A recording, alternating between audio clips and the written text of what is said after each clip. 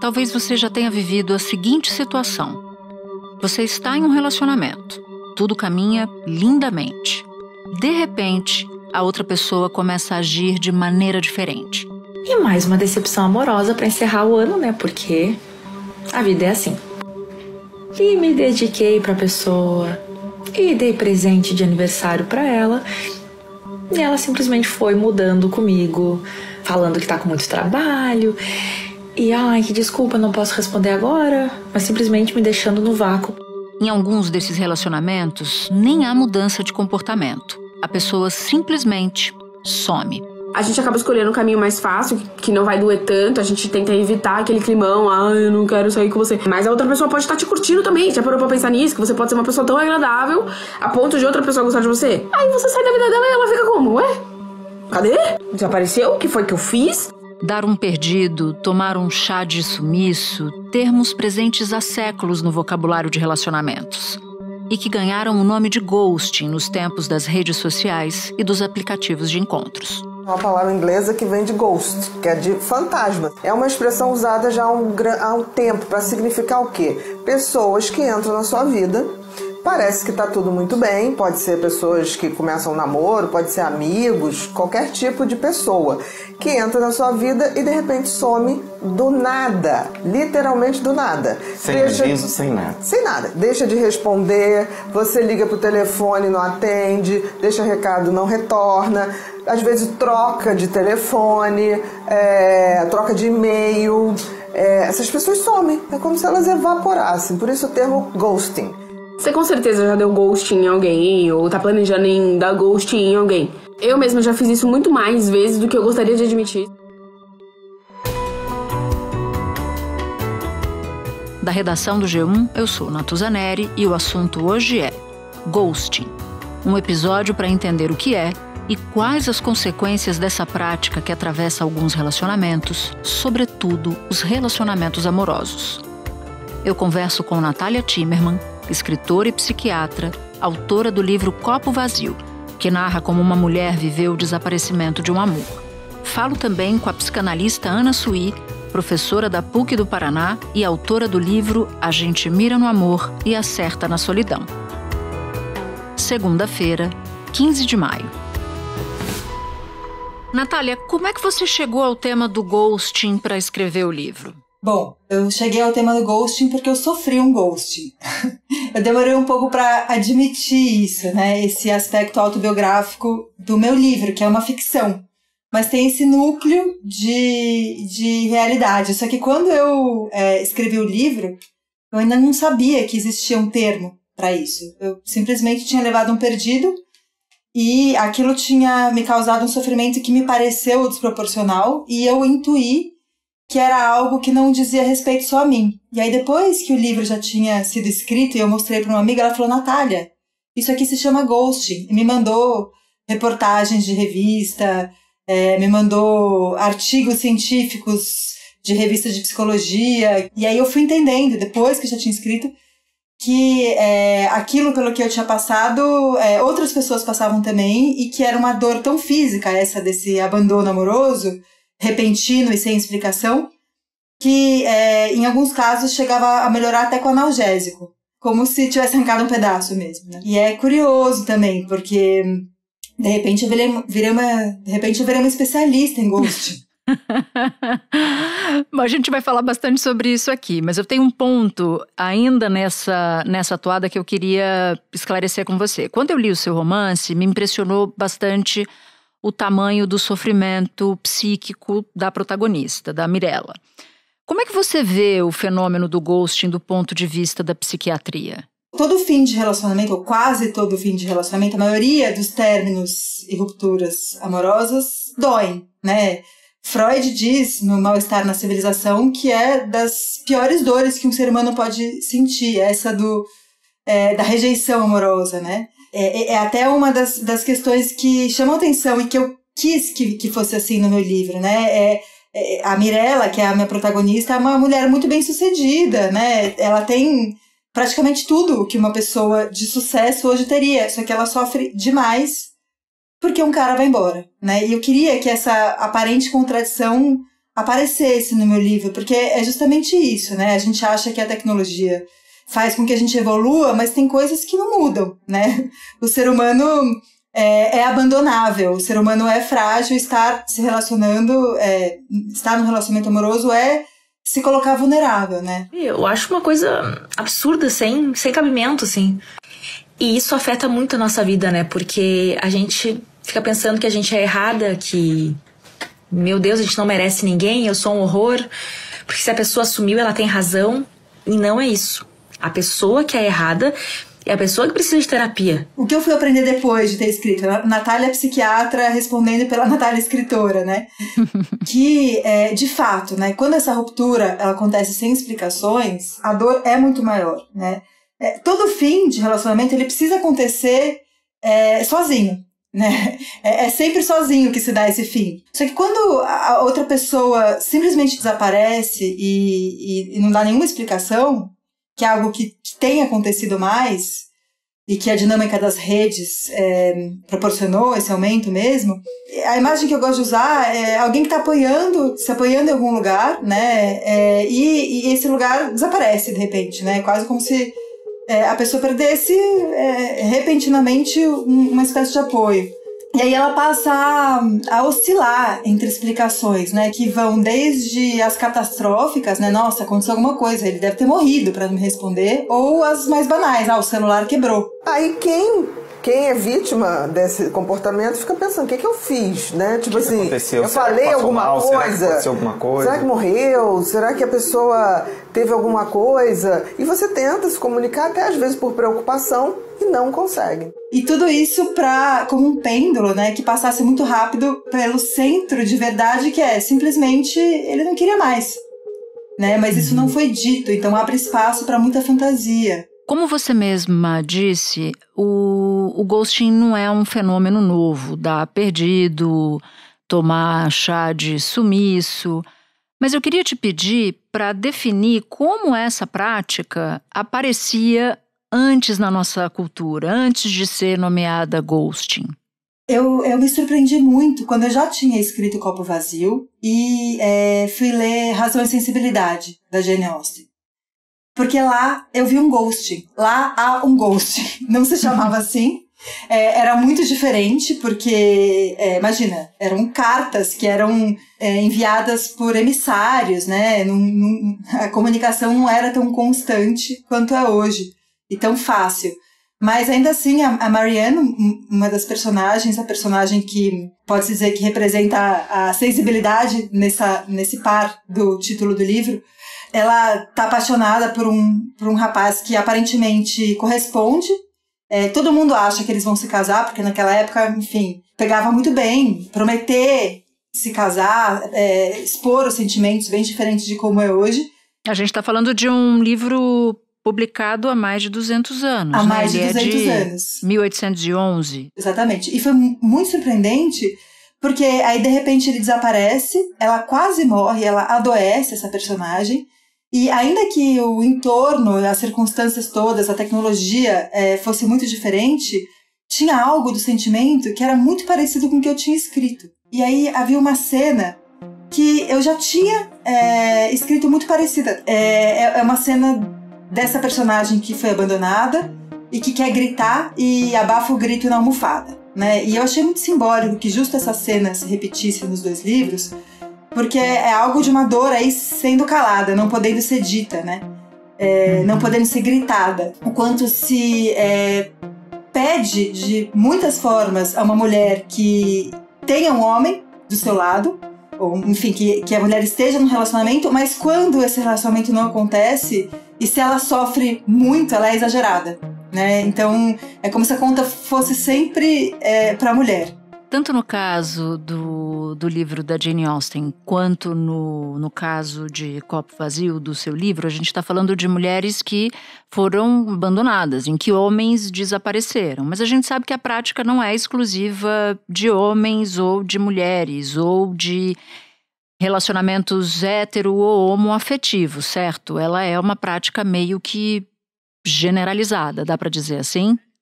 Mas é curioso, né? Porque depois que eu escrevi o livro e aí fui estudar e aprender sobre o assunto, eu li um outro livro chamado A Rosa Mais Vermelha Desabrocha, de uma autora sueca chamada Liv Strömquist, que é um tratado sobre o amor nos tempos do capitalismo tardio, escrito em quadrinhos. É um livro bem bonito, recomendo muito. E ali, essa autora, ela vai dizer que ao longo do século XX, as mulheres foram ocupando um espaço público que antes era ocupado quase que exclusivamente pelos homens. Então, que eles teriam sentido, os homens, uma certa perda de poder, vamos dizer assim, ao longo do século passado. E que eles, segundo ela, deslocariam esse poder para a esfera da intimidade, né? Para a esfera dos afetos. E como eles fariam isso? Eles fariam isso performando indiferença. Nos tempos da Jane Austen, pegava bem, como eu falei, né? Pegava bem expor o sentimento, se dizer apaixonado. O que essa autora diz é que os homens teriam começado a fazer isso, a performar essa indiferença, mas que isso foi sendo também apropriado pelas mulheres, né? Hoje em dia, assim, tanto homens quanto mulheres performam ghosting, né? Somem de relacionamentos. É algo que está cada vez mais comum mesmo. E essa performance da indiferença, ela, de certa forma, acaba sendo um tiro no pé, porque o amor é uma potência nossa, né? Então, quando a gente se priva de sentir e de expor o sentimento, de viver o sentimento, a gente está perdendo uma possibilidade nossa também, né? Uma possibilidade muito importante nessa única vida que a gente tem. Sim, mas eu tenho a impressão que ainda que não se saiba, ou pelo menos nós não saibamos dessas estatísticas, que a cultura, a própria história, a própria literatura dá um peso maior ou talvez um sofrimento maior para a mulher. Você concorda ou você acha que eu estou viajando? Não, eu concordo. Concordo com você. Simplesmente porque sobre as mulheres recai um peso maior para estar no relacionamento, né? Ainda. Apesar de que isso está mudando, mas está mudando devagar. Eu acho que o imaginário demora mais para mudar do que os fatos, né? Nós estamos cada vez mais ocupando o espaço público, a gente não depende financeiramente dos homens em muitos casos, né? Acho que as mulheres têm cada vez mais conquistado sua independência financeira e muitas vezes são, inclusive, as responsáveis pelas finanças da casa, né? E muitas vezes sozinhas. Mas ainda assim, no imaginário das pessoas, é como se a gente ainda vivesse na época do Razão e Sensibilidade, quando para as mulheres para as mulheres o melhor jeito de garantir, por exemplo, uma estabilidade financeira para os filhos ou para ela mesma seria o casamento. E é como se isso ainda tivesse presente no nosso inconsciente. E qual é a lição que fica disso tudo? Bem, a lição que fica é que o problema não é você.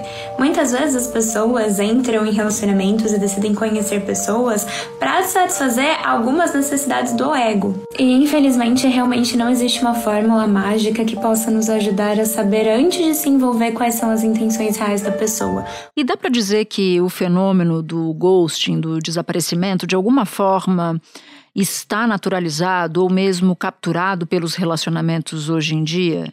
A gente passa o tempo todo conectado, né? A nossa relação com o tempo mudou e a nossa relação com a espera mudou. Agora a gente quase não tem espaços vazios na nossa vida. E essa mudança da relação com o tempo, ela afeta muito os nossos relacionamentos, porque a gente, estando o tempo todo conectado, estando o tempo todo disponível para responder mensagens e demandas, não só afetivas, mas de trabalho também, acho que principalmente de trabalho até, a gente acaba achando que interpretando uma demora numa resposta como algo que não necessariamente tem a ver conosco, né? Às vezes a pessoa está simplesmente fazendo outra coisa. Acho que as redes sociais, elas instauraram todo um novo código com o qual a gente ainda está aprendendo a lidar. Enfim, a gente está comprometendo muito a nossa presença no mundo e a qualidade dos nossos afetos, assim. Sem dúvida nenhuma. Natália, te agradeço demais pela participação. Recomendo para quem nos ouve a leitura de Copo Vazio. Volte outras vezes aqui ao assunto. Natuza, eu que agradeço muito o convite, um prazer conversar com você no assunto. Super, super obrigada. Espera um pouquinho que eu já volto para falar com a Ana.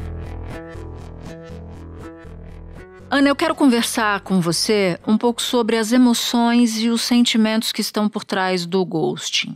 Primeiro falando de quem some. O que leva uma pessoa a fazer isso? Acho que tem uma primeira questão que é uma dificuldade de falar com clareza o que é que se está sentindo para o outro, o que às vezes pode ser um medo de magoar, um medo de desapontar o outro, mas às vezes também pode ser até uma dificuldade de dizer para si mesmo, né? De saber o que é que sente, do que é que sofre, o que é que quer, em que momento que a coisa deixou de funcionar, né? Um outro aspecto que eu acho que faz parte, talvez a gente possa pensar assim no sentido mesmo do quanto duas pessoas estão na mesma página, como supostamente as conversas pelos aplicativos às vezes possam fazer parecer. Porque por vezes é uma conversa que está começando, um fantasia muito, o outro fantasia muito. É importante pensar que não existe relacionamento sem fantasia, que a gente sempre fantasia sozinho, mas que quando um relacionamento avança, o outro de alguma maneira dá uma certa consistência para a fantasia, né? E acho que quando acontece essas notícias, como por exemplo do ghosting, o sujeito vai se dando conta do quanto ele estava completamente sozinho mesmo nessa invenção fantasiosa que ele faz de quem é o outro, de quem é ele, de quem seriam os dois juntos, né? Agora, isso também pode, dentro dessas hipóteses que você relatou, se tratar de pessoas com grande dificuldade de enfrentar conflito ou uma vontade de evitar conflito? Tem esse perfil, eu imagino. Sim, acho que tem isso com muita frequência, porque é muito difícil a gente desapontar o outro de maneira geral, né? A gente tem essa tentativa de atender a demanda do outro, de estar no outro como se o outro também pudesse atender a nossa demanda. Então é difícil pra gente estar na relação com o outro e dizer que vai sair, dizer que não é isso que quer mais, se responsabilizar por isso, né? Tem gente que não some, mas faz a coisa ficar insuportável pro outro terminar, porque não consegue enfrentar isso, né? Uma decisão. E sumir é uma forma de não ter que se haver com essa decisão, né? O que, em certa medida, também não deixa de ser deixar uma porta aberta para quem sabe em outro momento, né? Não necessariamente deixar uma coisa muito definitiva. E também acho que tem o fato de que esse excesso de contatinhos, de conversas, de tentativas de encontros com o outro, eles nos levam a uma certa banalização disso. Um aplicativo desses de paquera perguntou aos usuários se eles já tinham sido alvo de ghosting. Para quase 80% dos usuários entre 18 e 33 anos, a resposta foi sim. Talvez acho que muitas pessoas não tenham muita ideia da importância que tem na vida de alguém, porque como isso não é recíproco, né, e a gente se relaciona em espelho, ou seja, eu sempre suponho que o outro pensa e o que o outro sente a partir do que eu penso e sinto. Então talvez tenha uma dificuldade de se colocar mesmo, né, a partir de um cuidado na relação com o outro também. Agora, falando sobre o lado de quem é vítima de ghosting, as reações são muito variadas, né? Tem quem sofra muito, tem quem sofra mais ou menos com esse tipo de situação. Tem gente até que pode passar incólume por isso, talvez seja mais difícil essa situação. Você acha que muito do sofrimento vem da dificuldade de lidar com algo que você projetou e que não aconteceu, como uma saudade do que poderia ter sido e não foi, ou até mesmo muita dificuldade de se lidar com rejeição, porque o desaparecimento de alguém faz você pensar que o problema é seu, né? Você tem culpa por isso. Não saber é um tormento muito terrível. Por vezes, por isso que facilita quando se pode falar disso, né? Porque nem que seja pra dizer, não é com você, é comigo. O famoso, né? Eu não tô pronta pro relacionamento, não tô pronta pro relacionamento, o problema sou eu concordo, né? Que era um fora clássico. né, no passado. Mas essa sensação de que você está sendo cancelado ou cancelada ou abandonado, é muito difícil de lidar, né? É, exatamente, porque você fica sem recursos para fazer um trabalho de elaboração de luto. Porque quando o outro desaparece, ele não começa a construir alguma coisa que você possa continuar elaborando ali como uma amarração para a conclusão disso. E o desaparecimento do outro, então, né, o sumiço do outro, ele é uma página em branco que você pode escrever o que você quiser. Ali todas as histórias são possíveis. E a gente tende a ser muito criativo, né? E muito narcísico em relação a isso. Então, com muita frequência, a gente vai atribuir a si mesmo uma culpa, uma responsabilidade, um erro. E isso vai... um defeito. E isso tem a ver com já a maneira como cada um elabora a imagem de si mesmo e vai longe, né, nas nossas neuroses. Agora, e nesse desencontro também aparecem os sentimentos que a gente já citou aqui, como rejeição e o abandono. Por que é tão difícil, Ana, lidar com esse tipo de sentimento? Nós somos seres estruturalmente de desamparo. O bebê humano nasce numa condição em que é determinante para ele se ele vai ter um amparo, um amor, um acolhimento de alguém, e aí então ele tem uma chance de viver, ou não, né? Se ele não encontra nenhum ser humano ali para materná-lo, ele não vai ter nenhuma chance de sobrevivência, né? E isso fica marcado no nosso psiquismo em alguma medida, mesmo que a gente tenha uma experiência muito benéfica em relação aos nossos cuidadores, aos primeiros encontros amorosos, ainda assim a gente tem um certo saber marcado no nosso corpo do quanto nós somos estruturalmente desamparados. Isso pode estar dormindo em cada um de nós, mas sob certas condições, sob certos acontecimentos, pode acordar de uma maneira mais angustiante ou menos angustiante.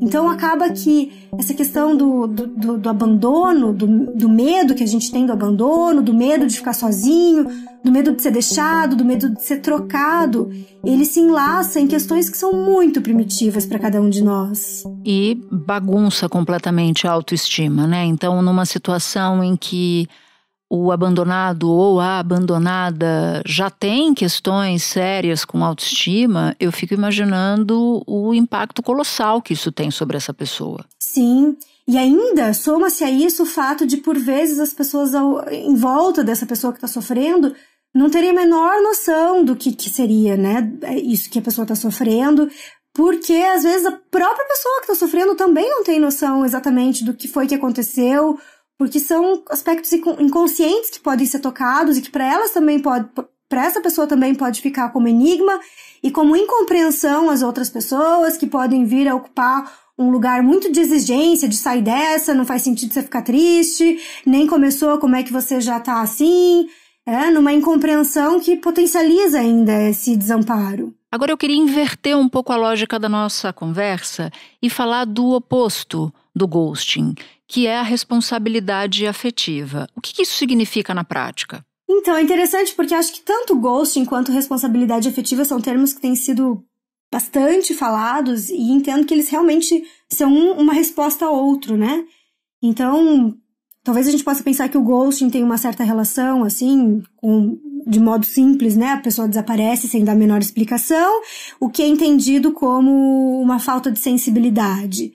E a responsabilidade afetiva como uma resposta a isso, né? Um apelo à sensibilidade do outro, um apelo ao cuidado do outro, o que faz sentido, né? É preciso mesmo que a gente tenha cuidado, que, enfim, considere que a relevância que a gente tem para o outro, ainda que a gente não a conheça ou isso não seja recíproco. Mas, em certa medida, eu tendo a pensar que é uma exigência que ela pode ser excessiva e tolir as pessoas de se encontrarem, de terem uma certa naturalidade, alguma espontaneidade ao se encontrarem com o outro, porque ela pode passar de um cuidado para ser uma exigência de sinceridade sobre a qual às vezes a gente não tem conhecimento. né? Porque o encontro amoroso, digamos assim, ele nos modifica. Então não tem como a gente saber muito bem o que quer na relação com o outro, se a própria relação com o outro também nos modifica, né? Então acho que muito desses conflitos, eles vêm de fato de um desconhecimento sobre os próprios conflitos que cada um tem consigo mesmo. Ana, muito obrigada pela participação, pelos esclarecimentos. Volte outras vezes e você vai ser muito bem-vinda aqui no assunto. Muito obrigada, que alegria estar aqui com vocês. Este foi o Assunto, podcast diário disponível no G1, no Globoplay ou na sua plataforma de áudio preferida.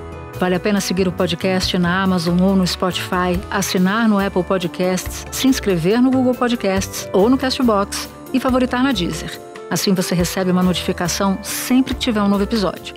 Comigo na equipe do Assunto estão Mônica Mariotti, Amanda Polato, Tiago Aguiar, Luiz Felipe Silva, Tiago Kazuroski, Gabriel de Campos, Nayara Fernandes e Guilherme Romero. Eu sou Natuzaneri e fico por aqui. Até o próximo assunto.